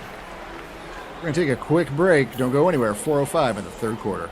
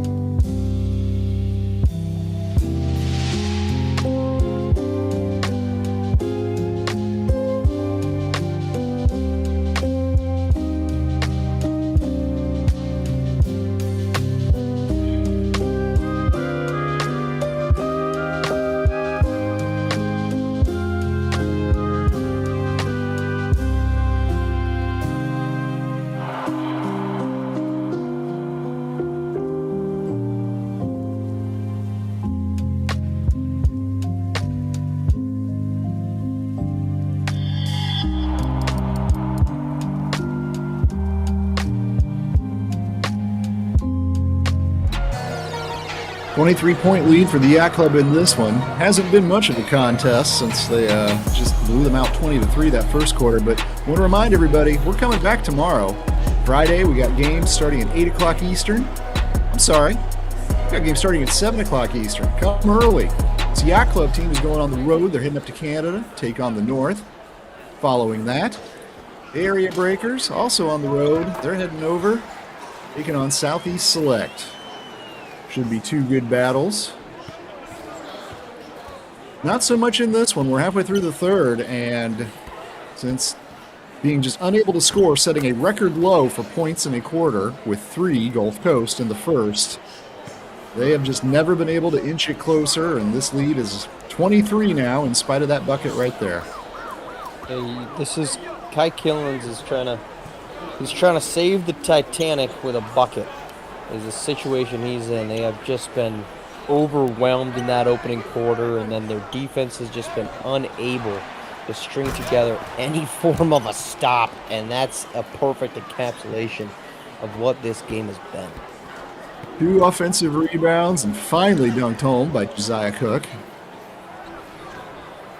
And once again, 2 for 15 now is Carson Cutbirth. Billings has statistically had a nice game, but he has just not had his sidekick, the second leading scorer on this Gulf Coast squad, Cutbirth, have anything go right for him tonight. 3 turnovers, had some shots blocked, just some point-blank ones missed. Just not a very good night for talented point guard, this Gulf Coast squad. You know, I think there's a little bit of a, some, I don't want to stretch it to malpractice, but if you are Coach Heesh, at some point you've just got to make an adjustment here. I think that this game is done, right? You're down by 29. You're not making the comeback, but you had chances if Cutbirth was just not on the floor. And look, it's not because he's not good. Sometimes guys just don't have it, and tonight Cutbirth just didn't have it. Mike Killens has 24 now in this game. He could end up with 30 pretty easily if Coach Heesh leaves him out there on the floor. As you state, though, with this much of a lead and this little time left, under 2 minutes now, and the lead just extended, 30 points, a game high. Maybe you start waving the white flag. I mean, if you wanted that 3-pointer, you could get that good block again inside by Cook, but how about, Yacht Club's really done what I think many people could have expected them. They've been hitting threes, particularly Darius McBride. He's extending that low volume that he was hitting at 63%. That's a high volume shooter right now from deep. Trey Willis and De'Aaron Cruz. We haven't even really mentioned De'Aaron Cruz tonight. Been the leading 3-point shooters for this team. I think somebody in the SimWorld media world definitely needs to ask some questions about Marcus Laster. In spite of all the good feeling they're going to have with a big victory tonight, why was Darius McBride hidden on the bench up until now? In his first start, he has made the Yacht Club suddenly look dominant. Taking a long jumper there, won't go. 69-37. There's your magic number already, too, by the way. Yeah. Cutbirth has it. He's going to try to go inside, and once again has it swatted. It is going to stay Gulf Coast ball, but he is 2 for 16. I think the answer is yes. Up at the sky here. There, looking for answers. The answer is yes here, E. But Josiah Cook, I think, is putting the end to any argument that he is the best blocker in SimWorld Prep right now. I don't know that you can come up with some argument now with a guy that came in averaging 4. He's been phenomenal tonight. I think he's above his average already, but if he's not, he's impacted at least that many plus. So I don't know what the argument is for him. And Garrett Hart is also cooking right now. Yacht Club pouring it on. It's just getting worse and worse. At 20-3 at the end of a quarter, to be honest, folks, I thought, okay, they can come back still. We'll get a run here. They'll tighten this up, make it interesting. And that's just not been the case. The Yacht Club has dominated. Another missed shot from Cutbirth. He is now 2 for 18 in the contest. I'll be surprised if this doesn't go in, but it's well short. Massive lead. Only 1 quarter to play. I think you can go and put the W in the books, but come back for 8 more minutes of action. Let's see if the Yacht Club can just keep this beat down rolling.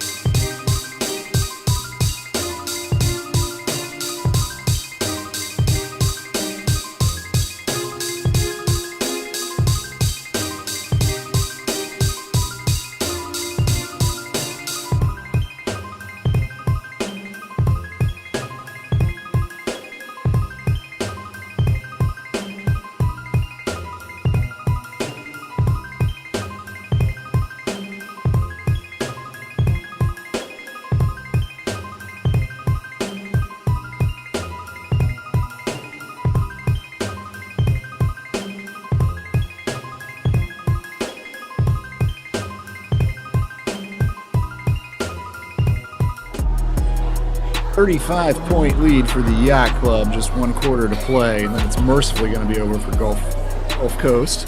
Hey, I want to say, first of all, thanks for watching on YouTube tonight, but you can find us everywhere at SimWorld 4K.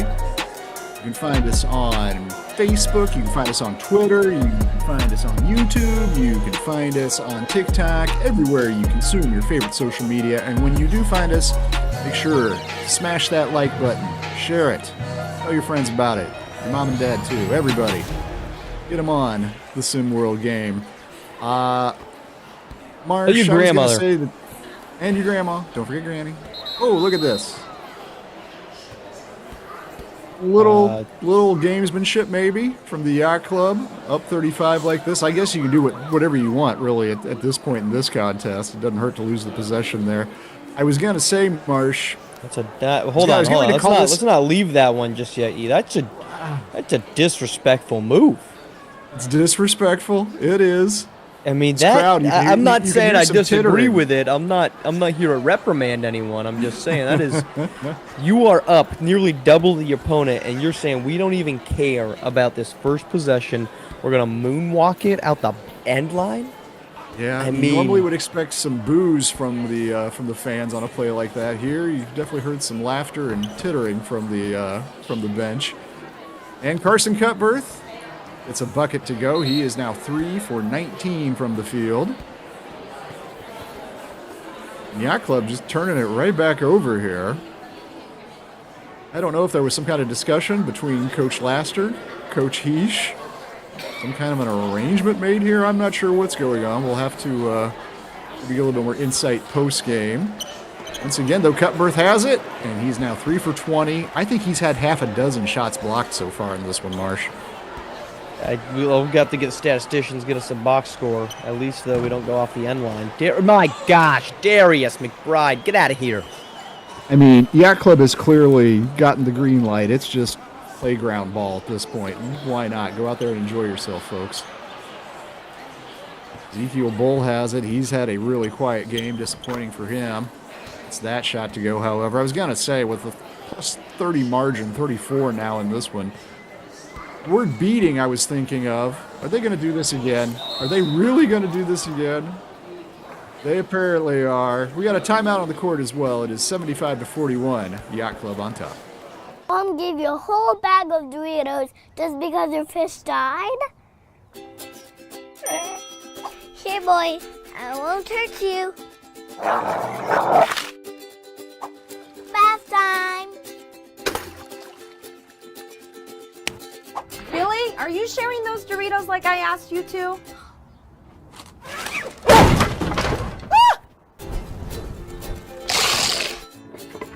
She's okay!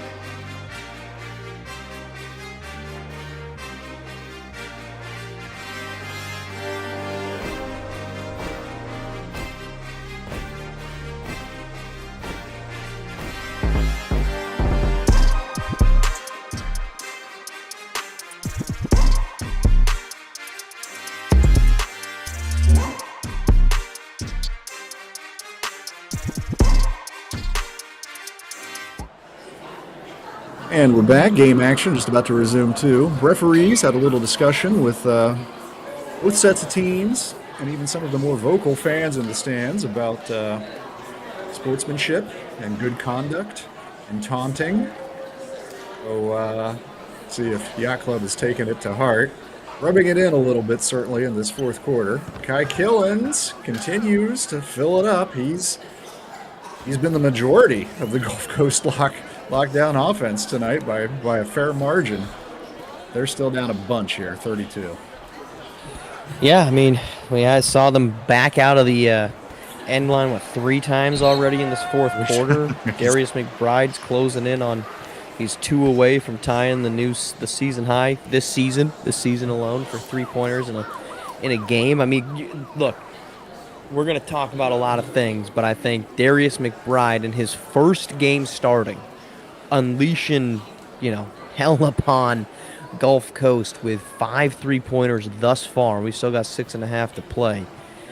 That might be one of the best debuts that we've seen in SimWorld Prep from a guy that just went from being, bottom of the roster, 5 minutes per game to, hey, is this our best offensive weapon? Yeah. I don't think that's an unrealistic question to ask, not in definitiveness, but hey, if he keeps producing like this, there's no doubt about it. Well, that defensive effort he's put in, too. He's a big part of the reason why Cutbirth is just 3 for 20 tonight. You hear the crowd getting on him whenever he touches the ball, as he has it right now. And he's got McBride stuck to him again. That's a great point. He's been awesome offensively. And look, is Carson Cutbirth, the top point guard in the league? No, he's not.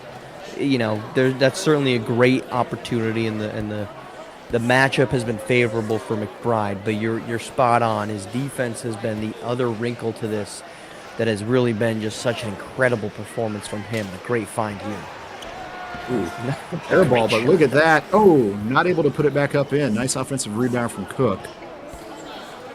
Bull has it, and he has the much smaller McBride on him, but gives it up. Some odd defensive pairings out there that time, and Gulf Coast able to take advantage of it, but it only matters in the details. This is definitely a win for the Yacht Club. They're going to improve to 6-6 on the season. And yeah, maybe with the addition of McBride, maybe he has been the missing piece, and the rest of this league needs to look out, even though this club is only still going to be 500, as there's a nice dish and dunk.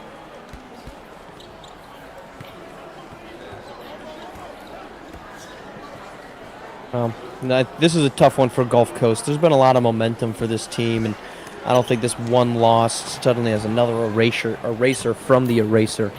I don't think this starts making you rule this group out, but this is a tough one here for Gulf Coast.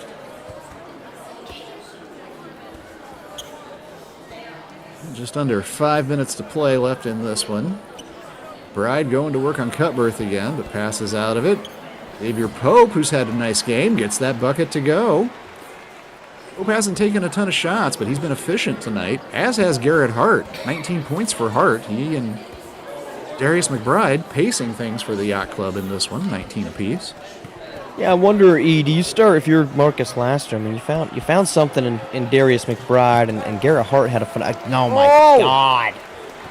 Stop that wasn't it! A block. That was a snatch. Wow. Good Lord. Just Josiah Cook has no regard for other people's feelings. It was like he was just like grabbing a can of beans off the top shelf at the grocery store. Oh man, I mean, but to finish the point, I wonder if Marcus Laster has found something with Hart and McBride. I mean, obviously, I don't know if you're completely changing everything, but Hart has looked phenomenal tonight. McBride has been the best player on the floor, and that's with a huge night from Kai Killens. Hart has it here, finds McBride in the corner, thought about taking a three. I think we both wanted him to. We wanted to see Oh, we definitely both did. Well, back to the line is going to go Josiah Cook. He has been sort of doing his do-it-all game tonight. Some pretty assists, handful of blocks, one snatch, one soul snatching, and a handful of points too. Disrespectful is what it is. Well, in some ways, the Yacht Club has just been disrespectful this entire game. They have stomped all over Gulf Coast Lockdown. I mean, I was going to use the word beating, but I think I need to expand my vocabulary. This is more like, I don't know, this is like a couple of master locks and a sock prison incident. This is just rough. Jesus, my gosh, get graphic. Hey, I needed some really, vibrant imagery to describe what I've witnessed on this basketball court tonight. That's vibrant, all right. We can officially, I think, rule out the pursuit of 7 as McBride now heads to the bench. Well, interestingly, Yacht Club has not gotten into the game either. Latrog King or Chris Owens, 2 players new to the squad. They've been running with a short bench of just 8 all night tonight.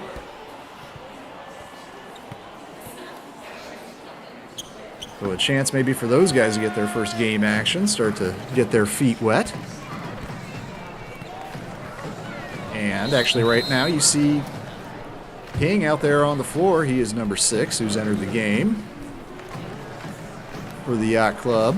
And oh boy, now why are you doing this if you're Coach Heesh? Unfortunately, Carson Cutbirth is coming back in the game. I mean, I think just get on the bus, go home, shower, wash that game off of you. Tomorrow's a new day. And you are a skilled guard. I mean, more than 6 assists per contest. That's top 5 in the league right now. You were the second leading scorer on this team. I think this is more a opportunity for Heish to look at his point guard and say, look, you didn't have it tonight, like you said. But rather than saying just sit on the bench and we'll call it a day, I think this shows he believes in him. It's saying you haven't had a good one. Obviously, this is in doubt, or this is not in doubt. Go out there and just compete again. Get confident. Make some plays. And you know what? Get it out of your system. If you don't keep playing well, so what? But I think this shows a belief in Heish to support his point guard and say, I still believe that you can get this done, and don't let this one night be the detriment to your future. Issam heads back to the line, and pretty much like everybody on the Yacht Club, he's contributed. Had a fairly solid night tonight. We haven't talked a ton about Tamir Johnson, but he had some nice moments too. Drew the unfortunate assignment of trying to defend Kai Killens, and maybe even just putting Killens off enough, denying him some easy looks. Just denying him getting the ball in his hands sometimes early in that first quarter set enough of a tone. Tamir would have been responsible for that. And Issam, it's both to drop. 33-point lead now for the Yacht Club as we approach 2 minutes to play, and mercifully this one's going to be ending soon. Yeah, the Yacht Club is going to walk away with a bit of a statement. Gulf Coast is going to... Jeez, I'm pro. Kai Killens is very good. Gulf Coast is going to walk away with a blemish. This is what that is, and we've continued to see every single top team. You look at Originators. Tonight they lose to Asia Pacific. Cascadia has had their challenges. Beats of the East, they get run out of the building on opening night at home against the Originators. Every team has had their blemish. It's the turn of Gulf Coast. Is the sky falling? I don't think so. But it's definitely an opportunity to reevaluate where you might be at. I don't think the sky's falling for Gulf Coast either, but I think the light might have just switched on for the Yacht Club. The talent's always been there. It's just been a question of finding the right rotations. And there's a piece of new talent. Latrog King, 6'4", 15-year-old guard out of Atlanta, getting his first minutes for the Yacht Club and gets his first bucket. He's 6'4" at 15. I mean, Carson Cupworth could wish, but I mean that's another nice piece. Yeah. Cupworth's only 16 himself. He's going to be coming back to SimWorld next year. Oh, look at that dish from hold King. on. That's what I'm talking about, I know we don't get the finish, but that is phenomenal find. I mean, that player, his teammate was not open. He passed him wide open and couldn't finish inside. Great play.